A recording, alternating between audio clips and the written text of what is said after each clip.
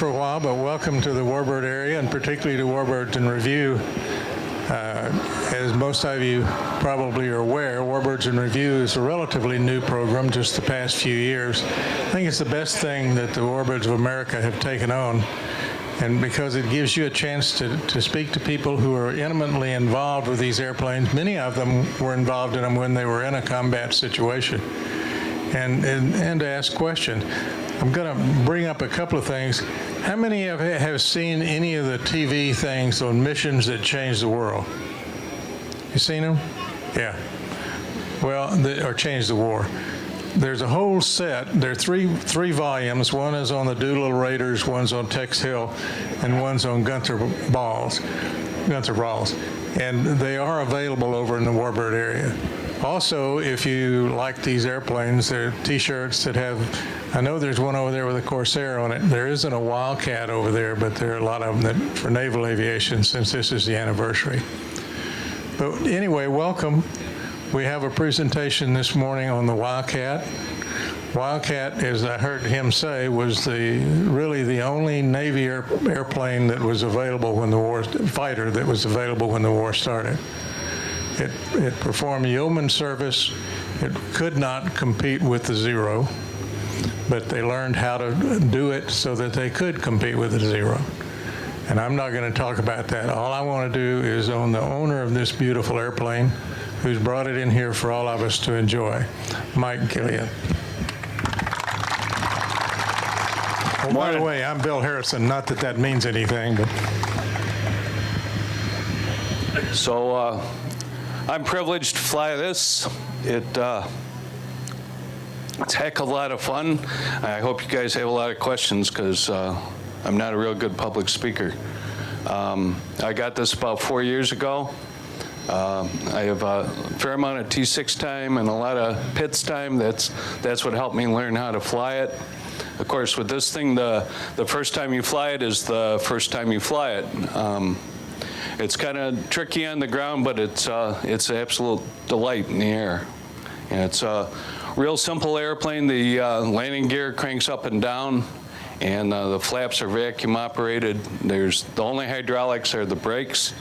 So it's simple for a guy like me. That's a good thing. As Bill said, the original Wildcat was kind of outclassed by the Zero. This is a development version. This is the FM2 that was built by GM.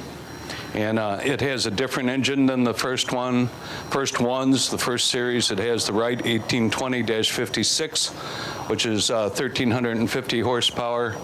They went back to the four-gun configuration.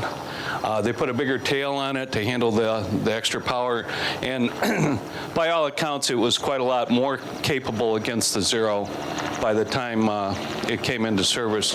And of course, the quality of the Japanese pilots was very diminished by the time it was in service. So this one's painted in the markings of a observation squadron.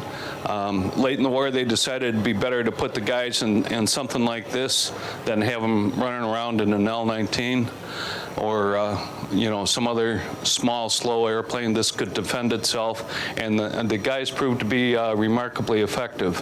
The other big use for this was on the escort carriers, because it's so much smaller than the Hellcat or the Corsair. They could get a lot more of them on, and it proved to be very effective both in the Atlantic and the Pacific.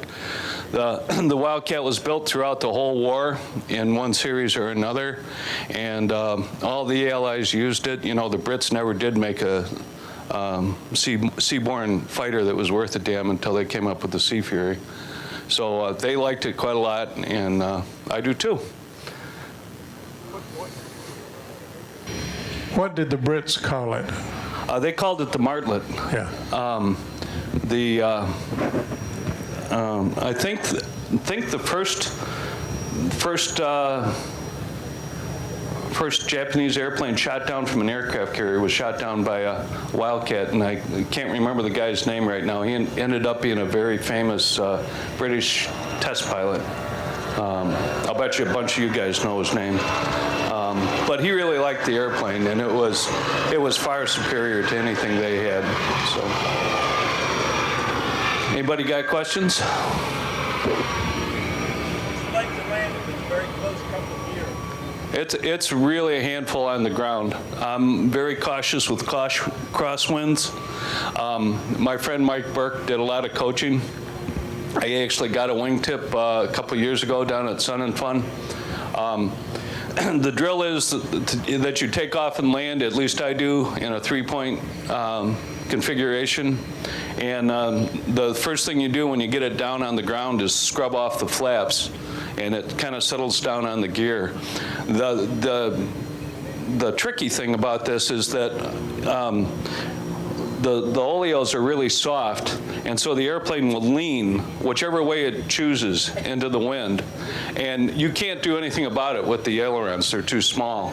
So you just have to discount the lean and keep it going straight. So you might be going down the runway like this, and it feels weird as hell, but as long as the airplane's going straight, you're in good shape.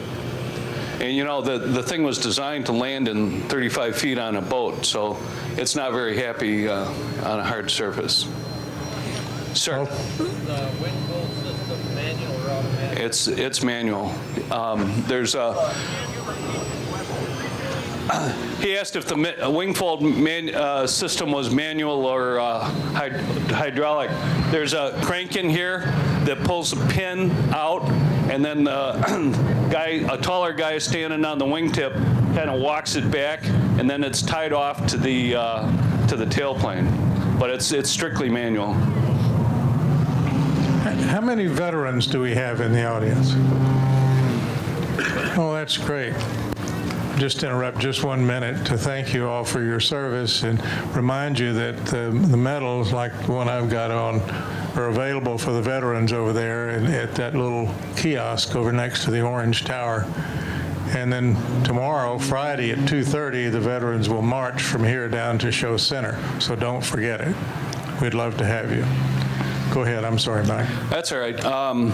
Speaking of veterans, I ran into a veteran at in Cincinnati who flew these in training. You know, towards the end of the war, a lot of these were used for training. Matter of fact, this one was. It was built in 1944 and went to the West Coast, came back to Chicago. But he trained on this airplane, and then they sent him out to a boat. And I can't remember if they had Hellcats or Corsairs there, but his first flight in a Hellcat or a Corsair was off the boat and back onto it. I mean, things were way different in those days. They also had tail hooks to help them. You ask about the landing. If you're landing on the boat, the gear configuration doesn't make a whole lot of difference. That's correct.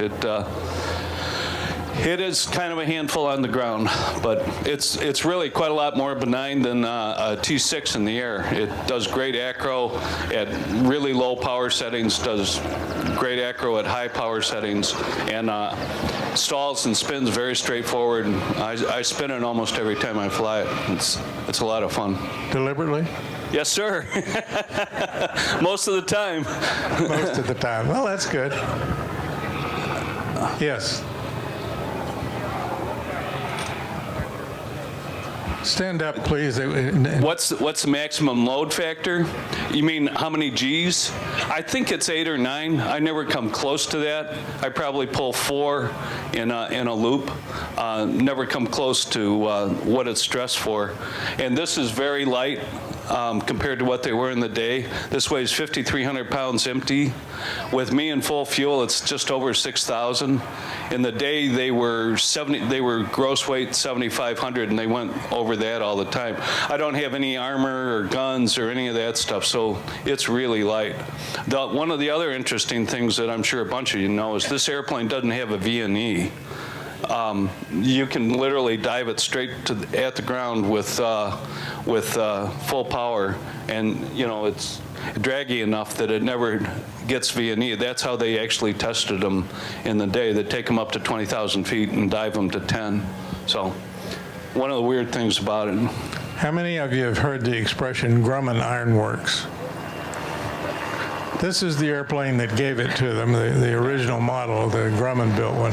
It's just built stout. It could be shot at and just always survive. Right.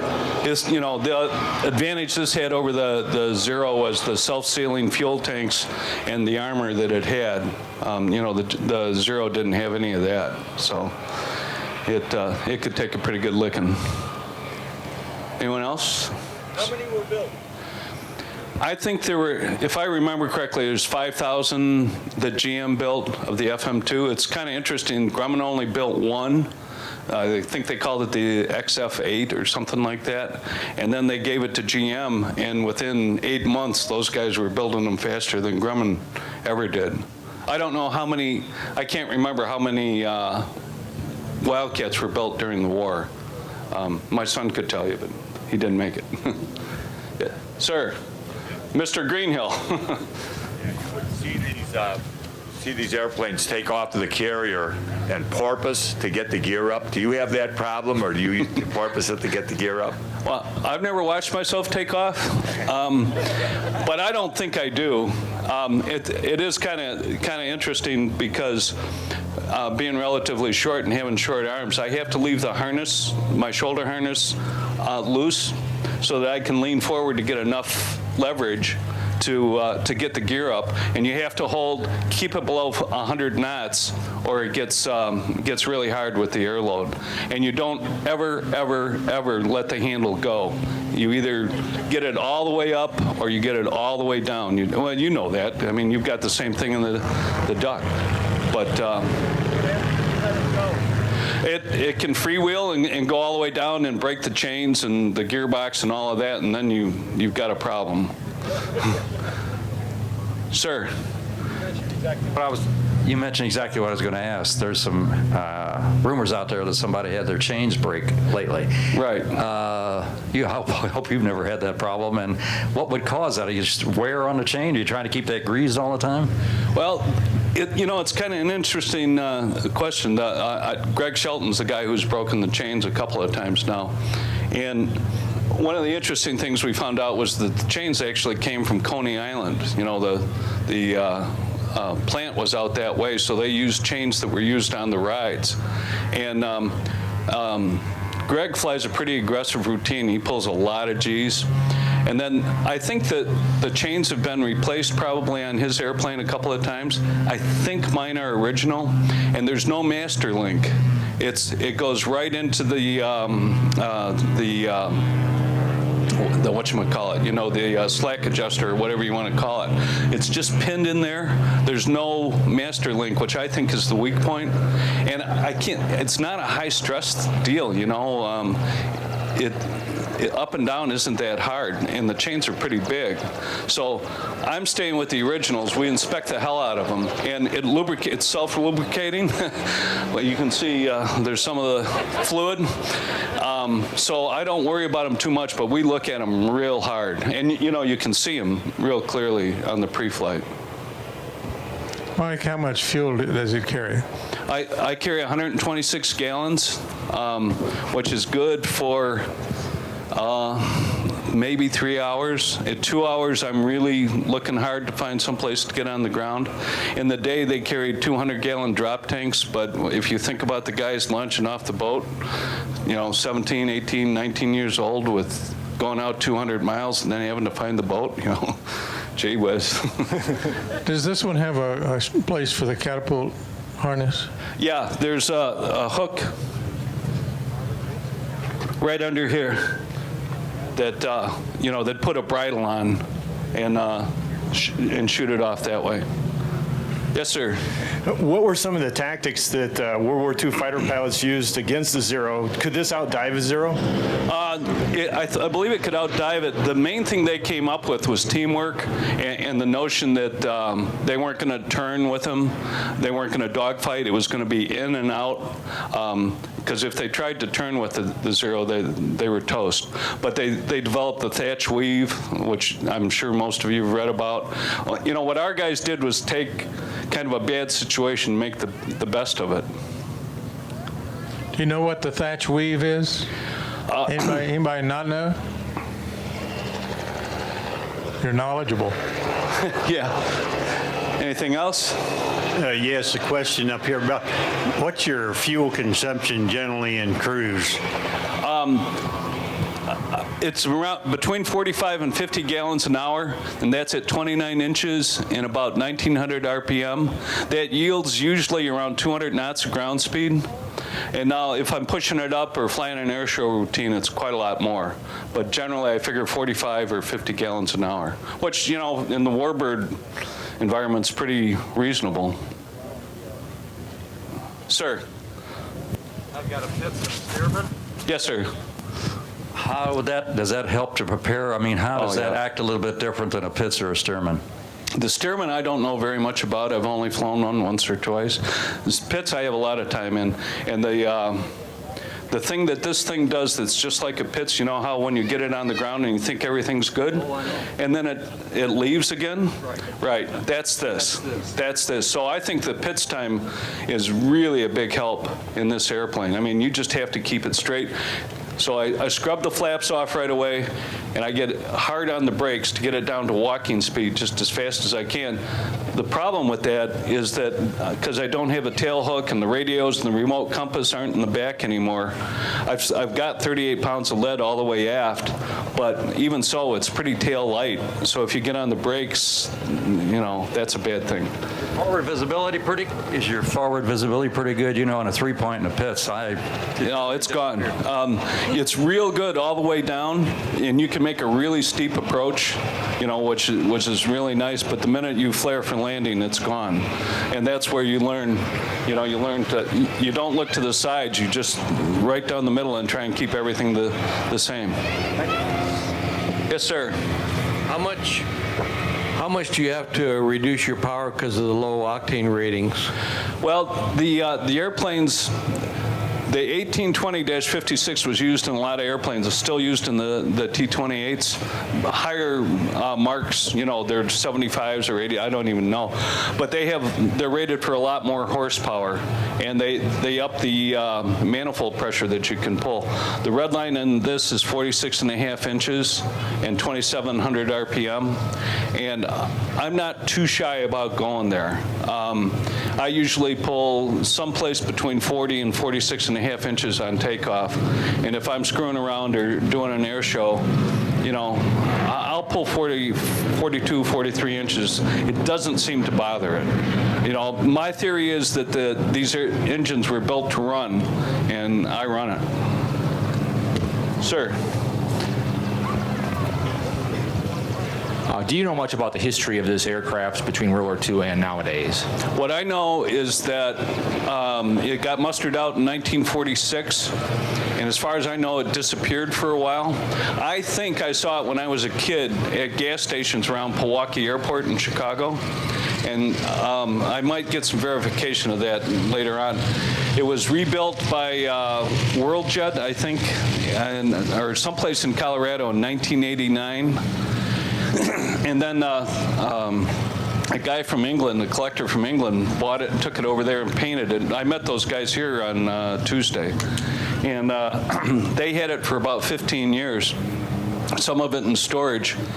They only flew it 4.5 or 5 hours the whole time. Came back to the States. Sam Tabor put it together. It was sold to a guy in California who had it ferried out to Phoenix, where it sat in a museum for over a year. He never did anything with it. Then we bought it, and we've had it since, I think, 2007. When I started flying it, it had 47 hours on the 1989 restoration. Yeah. Sir. Sorry to keep asking you questions. No, it's good. The brakes I've heard are kind of you've got maybe 1 or 2 applications like the DC-3 I fly. Right. Is that kind of the same way? Well, if you probably can't see, but I've got red line brakes on it. I thought so. I never had to fly it with the originals, which I guess are just god awful. They're Dodge truck brakes or something. And you know, the first thing that happens when you start it is they get lubricated real good, and so they're even worse. But the red lines are great. This airplane in any kind of big wind is a pain pain in the to taxi because it's either a locked or a free swiveling tail wheel, and you have to use brakes. It's the only way to taxi. So the red lines are a great investment. T6 or this is just fantastic. Questions are good. Keep them coming. If you have a question, raise your hand and he'll bring the mic over for you so everybody can hear it. How many hours is your engine good for, do you think? It's a great question. The 1820-56, the Wright engines in general, I think are much more highly stressed and much more of a concern than the Pratts. What people have told me is that if you get past about 50 hours with this engine, you're in pretty good shape. That it's liable to last you a long time as long as you take care of it. And I've got about 290 hours on it now, and I suspect I'll be able to get 800 or 1,000 hours out of it if I take good care of it. And I've got a scavenge system on it and a pre-oiler, and I try and fly it about once a week. I think that's more important than anything, and so I'm hoping for a good long time. This same engine was, as somebody pointed out, was used in a lot of different airplanes, and it has different power ratings. Initially, it was at 800 horsepower, I believe. Something like that. When it first started, and the final ones were 1,525 horsepower. So Right. it has a lot in the bag. Yes, sir. Have you had any contact with World War II pilots who have flown this, and specifically Rear Admiral Whitey Feitner, who was credited with 9 kills in the F-4F, and then a bunch more on Guadalcanal he didn't get credit for because he was battling with the Marines. Yeah. He's living in Washington, D.C. now. He's a Dedalian and a good friend of mine. I haven't had the privilege of meeting any of the guys that flew it operationally, especially in the early part of the war. I've read all if they wrote a biography, I read it. I'd love to meet him. If you do get to Washington, I'll leave my card and you can Please do, sir. get hold of him, yeah. Sir, Daryl, where's your brother Daryl? Mike, when you decided to acquire a Warbird, why the Wildcat versus some other type? Well, I've always kind of leaned towards the Navy for one thing. There's no way I could do a Mustang or something like that, either financially or time commitment. I needed a relatively simple airplane. I wanted one that was really fun to fly, which this turned out to be. And there's no airplane with more history. So those were primary reasons. Sir. Yeah, you said this was one of the lighter planes during this time. Did that give you a speed advantage over speed? Mostly in climb. It's not really in out-and-out speed, but mostly in climb. What the designers and what the Navy was looking for, especially when the kamikazes started, was an airplane that could get up to altitude and intercept them as fast as humanly possible. And so that's what the lightness got with this airplane. They could get up really fast. When I take off, I see 3,500 feet a minute for a long, long time. It's, there's a 2-stage supercharger in it, but I don't use it. It's one of those deals where if you don't use it all the time, it goes south on you. And the engine guys say, just leave it alone. I hardly ever fly it above 10,000 feet anyway, so I don't use it. Sir. It's painted. Too close to speakers. Painted for observation. Is that a pod underneath for a camera? No, that's just where the fuel sump comes out, and the white one back there is just an old ADF. I don't think they ever did. It was just, it carried guns, rockets, bombs, all of that stuff, but they never tried radar or anything, as far as I know.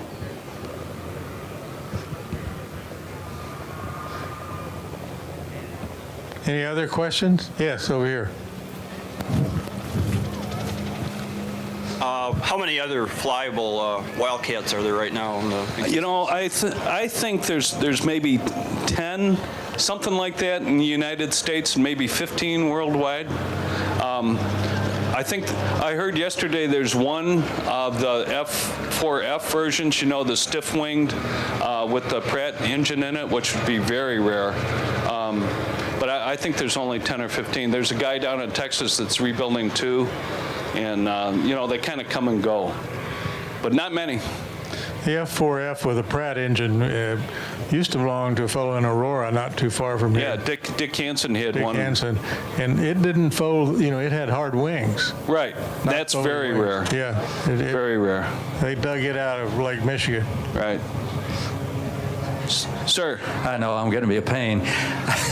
Did you say you had a locking tail wheel on that? Yes, sir. You do have? Yes, all sir. Right. Yeah. And interestingly, when they landed on the boat, they left it unlocked. They left it unlocked? Yes, sir. Okay. Yeah. If I do that in a DC-3, I'm goodbye. Yeah. The Brits, the flaps are kind of interesting. They're vacuum operated. There's a tube that comes off the bottom of the carburetor, and then there's an accumulator in the aft section. And you get up or down, that's it. There's no intermediates. Well, the Brits wanted about 10 degrees of flaps for takeoff, and so they made wooden wedges. And they would pull the flaps down and put the wedges in, take off with the wedges in, and then once they were flying, they'd select full flaps, the wedges would fall off, and out they'd go. So the Brits were always screwing around with stuff. Did you ever fly one that has a Curtis Electric prop on it? This had the Curtis Electric when I got it. It was okay. It started to get real slow in the wintertime when I was flying. And the other wonderful thing about it is the minute you started, it coated the windscreen with grease and oil. Oh, it's an oil, yeah. And so one of the happiest days of my life was when I took it off and put the ham standard. The ham standard is just, it's a work of art. I mean, if you look at that prop, it's just the most beautiful thing. And it holds RPM probably within 10 RPM, you know, no matter what I do. I just love that prop. It's clean. Well, with the Curtis Electric, don't you have a huge battery in the back as well? No, well, I have a huge battery in the back. I don't know what they did in the day, but I never had too much trouble with it, but there's hardly any parts, and there's nobody that works on them anymore. So I still have it, and it's not as authentic, although the export versions of the Wildcat weren't allowed to leave the country with the Curtis Electric. They all had ham standards. So, you know, go figure, it's still kind of authentic.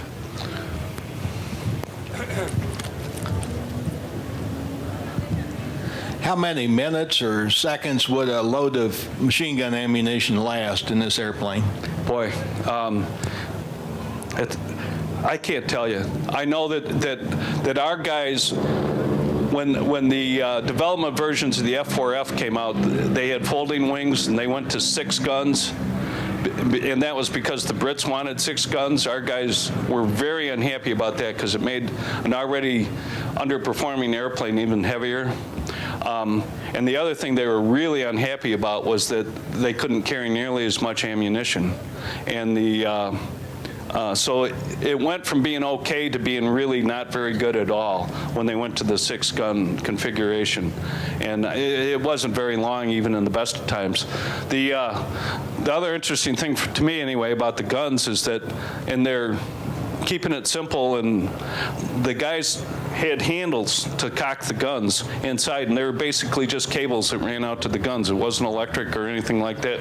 They'd pull up on the handles, and that's how they cocked them. Another interesting thing is in training, you know, in the pre-war days when things were really tight for the Navy, they only, when they went out to shoot at targets and sleeves or whatever, they'd only give them about 12 rounds.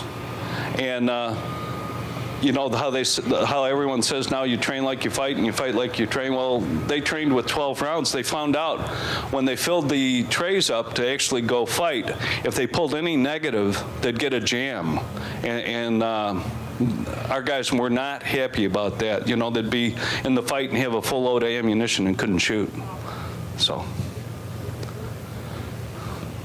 Other questions down here? Anybody? So you know everything about a Wildcat. That's good. Yeah. Hey, another question. You know, if you're at altitude, you got a problem. How do you get out? You have to slide the canopy back, and although you can make it disappear, I mean, but basically it's going to slide back and either go off the airplane or just be in its position. But then you jump out. That's it. Well, you could roll it over. You know, it kind of would depend on what's going on. I hope I never have to figure that out. Have you been thinking about it? I think about it all the time. I'm one of those guys, you know, you see the guys that get in and put the straps around them when they get in. If you talk to any parachute guy, he will tell you that is the wrong thing to do. You stand up, you put the parachute on, you get in the airplane. And then you do the same thing when you get out. That way it's programmed. You know, the last thing you want to do is take off the wrong straps when you're trying to get out for real, right?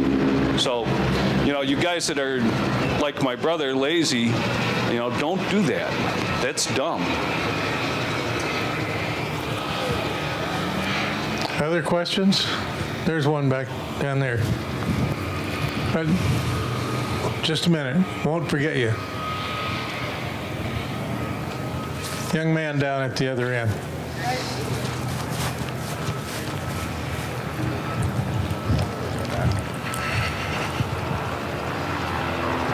What was the highest weight in bombs that an F4F Wildcat or an FM2 could carry?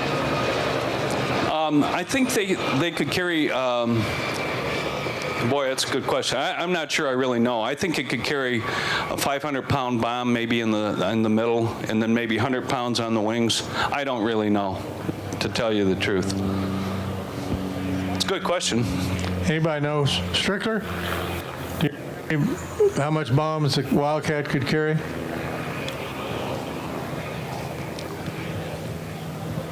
I guess he doesn't. Or he didn't want to tell you. Any other questions?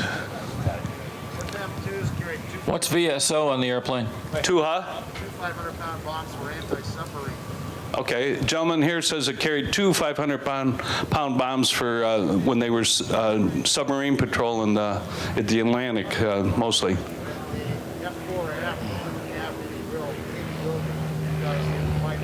Right, right. Thank you, sir. What is power off stall speed in the landing configuration? You know, I haven't. The airplane is very stable at 80 knots. You know, it's got to have good manners around the boat, so they made it so it would fly very nicely at 80 knots. The other day I was flying it and screwing around, and at altitude, I got it down in clean configuration, down to 65 indicated. And I was still able to make 360-degree circles at that. So it's pretty low.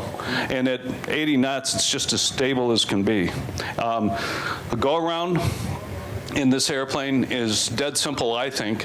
Because the flaps are vacuum operated, if there's a big air load, they won't come out all the way. And if you have a lot of power on, you know, the vacuum goes away. So when I go around, and I've had to do it 4 or 5 times for real, all I do is push it up to 30 inches. I've got the prop set at 1900 RPM. I push it up to 30 inches, rotate. I don't touch the gear. I don't touch the flaps. As the vacuum goes away and the speed builds, the flaps kind of come up by themselves. I get back up to pattern altitude, slow down again, reduce throttle, the flaps come back out, I come in and land. It's a non-event, and you don't need huge amounts of power to do it. You know, hardly any right foot for that. You know, it's really benign. Now, in the day, you know, if the guys were full of fuel and bombs and all of that, it wouldn't have been that simple. But, you know, this is really quite nice. When you take off in it, the stick is all the way in the right corner, and your right foot is just buried. And it stays that way until you've got the gear up pretty much. Sir. So does that mean there's essentially no VFE for this plane because it doesn't matter, they just won't come down? Like flap extension speed? No, you're right. Yeah, it doesn't matter. The gear, what I do is get the flaps out someplace around 160, 150 knots. You don't even have to reduce power. The speed comes off pretty nicely. The minute I have the gear down and have looked at it, I select full flaps. It's kind of interesting because they aren't locked together and they come down like that and it rocks a little bit, and then there's indicators on the wing how far they're out. They're just split flaps, so and you just kind of watch, and they I turn final and they're all the way down. That's cool. I've had to do, my friend Greg Morris has had to do a couple no-flat landings, which aren't much fun. It's no big deal, really, except it's really, really flat and uncomfortable. Other questions? Yes. Down here. Can you tell me what the horizontal thin white stripe on the tail is for? It was a squadron marking, and if my son was here, he could tell you. I can't. The windshield apparently is thicker to withstand pressures. I wonder if that is designed for speed of a dive, or is there any armor protection in that windshield for flak or anything? Yeah, the windshield is that's for armor. It's so that it doesn't. It's supposed to be able to take a .50 caliber, I think, but that's the only armor that's left on the airplane. Somebody over here was trying to get a question in. Right there. Bess.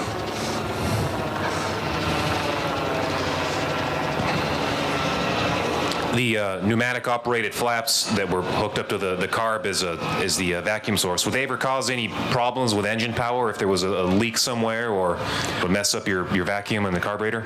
If there does get to be a leak, it's going to be a problem. I haven't experienced it yet. And when you select, if you're very sensitive to it, when you select full flaps, you can feel a little bit of the burble in the engine, when there's essentially a vacuum leak. But it's not a big deal. Hasn't been. I don't know if they've got a check valve in the system someplace, if something really let go. But yeah, it would be a problem. Other questions? I wonder if I might ask what the insured value is of a Wildcat these days? It's just about what I can afford. Almost. I don't insure the hull, which is very expensive, with a 10% deductible, because I figure if I crash it, I won't need it. Just carry more life insurance, right? Yeah. Well, my wife would like that. More questions? You got plenty of time for anybody who wants to. Yes. Yes, ma'am.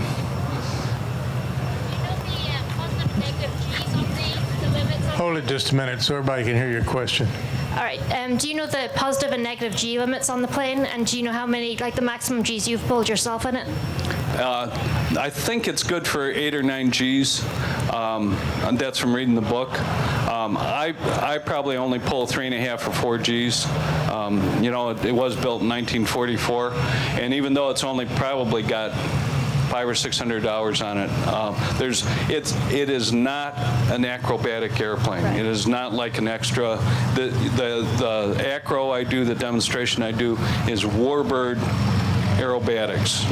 They aren't round loops. You won't see anything negative. I don't pull it that hard. Don't need to. The short wings keep the G loads down too.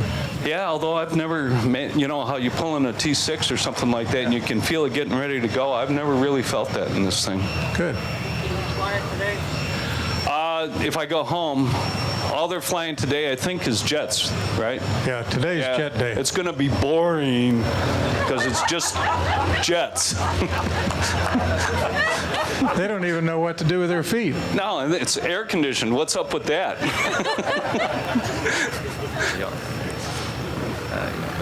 More Anything questions? else? How about there? Okay. Are those mechanical cowl flaps? Yes, sir. Yeah, there's a crank on the dash. And it's a crank. Yeah. And usually that's about the last thing I do. I take off, get to switch hands, get you to take your hands off the throttle, which is a little worrisome. Hold the stick with your left hand, crank with your right, and all the time you're keeping it below 100 knots, so you're going up like that. And then once I get the gear all the way up, I pull the prop back to 24, 23, something like that. Reduce power.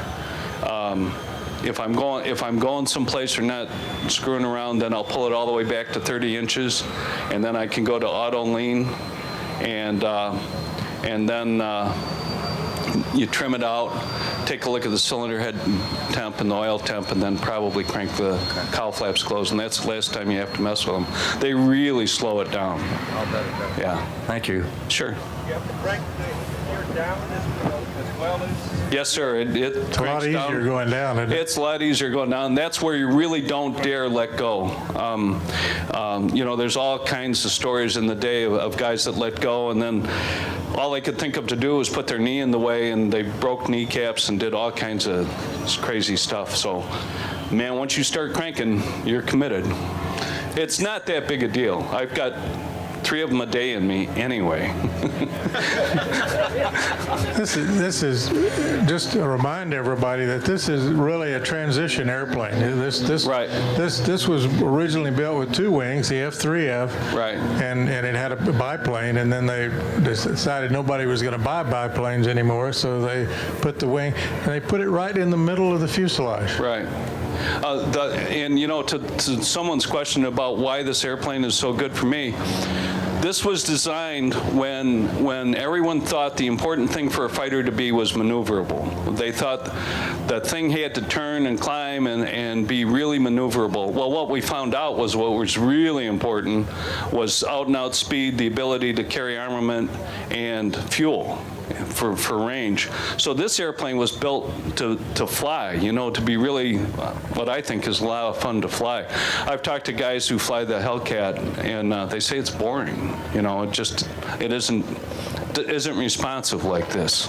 This is kind of like a Pitts in a lot of ways. Sir. Hold it. Maybe discuss a little bit some of the differences in how the British would operate the aircraft as the Martlet versus the U.S. with flap usage and some things like that. I talked about that a little bit. I talked about how they use the wedges, and yeah, I already did that. There's a great picture in one of the Wildcat books of that test pilot. I can't remember his name, but he's flying a Wildcat inverted, and he's got a Wildcat on either wing. I mean, that's the kind of thing the Brits did. And of course, there's no inverted system. I can tell you when you go just a little bit negative, the oil pressure goes away really fast. And so they were just nuts. They still are. But they have fun. They do. You know, it's a weird thing, isn't it? I mean, they seem so nice and everything, but you put them in a car or an airplane, they just go crazy. They really do. Nicely so. Any other questions? Well, Mike, thank you very much. Appreciate your talking. Appreciate you bringing the airplane. Is there a question down here? Okay. How many turns of the crank did it take to get the gear down? 31. Well, the book says 28 or 29 or 31. I've never counted. So I really couldn't tell you. I'm thinking about other stuff. Do you unload it a little bit on takeoff? No, some people do to get the stress off the chain. I don't want to get the airspeed, and I want altitude. You know, I'm going for that. Everybody has a little different technique. Right. We do have a Wildcat that races at Reno. Yes. I think they cheat. I do too. But it just, you have to get 300 miles an hour to qualify. And it's usually 300.6 is what he usually But everybody gets. Loves to see it fly, so they make kind of an exception for it. One year he was flying, he would cut across the middle of the course. Yeah. Get ahead of everybody. What difference? They give you a penalty, so what? Yeah. Any other questions? Yeah. In the event that you do let go and the chain breaks, I mean, I know an obvious consequence is you can't bring it back up again, but do you still land like No, most likely it will break something in the structure here, and one gear will be completely broken. That's what happened to Greg. It was kind of leaning back like that. Now the good thing is, Grumman Ironworks, you're probably not going to hurt yourself. You can probably belly it in, and the airplane is going to save your ass. Because it's just built so high. I mean, if nothing else, look how far you are from the ground. Now, I am sitting on 126 gallons of fuel, but it's actually protected by a lot of structure. So, question over here, yes? Yeah, what was that you were saying about the Brits? I said I really like them. But they're crazy. But you put them in a car or an airplane and they go nuts. and Bill said in a good way. Yeah, very good way. Yeah. Did you ever know Dick Foote? I didn't. I never had the privilege of meeting him. Dick Foote used to be a Warbird member. He's gone now. But he was the production test pilot for Grumman. And he flew almost every Wildcat built. Right. He used to come to Oshkosh. He had a gear problem. Could not, the chain broke. But he had a true skeg underneath it that was for the catapult. Oh, really? Yeah. And he landed it down in Fond du Lac on the skeg, and all he got was prop blade. Yeah. It just, it was beautiful. Yeah. The simpler the airplanes, the better they survive things like that, frankly. Right. I think. Anything else we'd like to cover? Yeah, this afternoon we're doing a Corsairs, which really was one of the ultimate World War II Navy airplanes. Well, this was actually. Well, late in the war, it was one. Okay. It's. I want to tell you how much we appreciate you guys coming. I hope you enjoy Warbirds in Review. Connie Boland started this about 7 years ago, as I said. She's done a great job. Makes it fun for those of us who get to talk about things we know nothing about. And so, anyway, thank you very much for coming. And the Warbird merchandise is right over there. They have the DVDs that I was telling you about. They're really good. It's well worth it. And there are a lot of other things. Get T-shirts, buy tickets to whatever. Anything else? If not, thank you very much.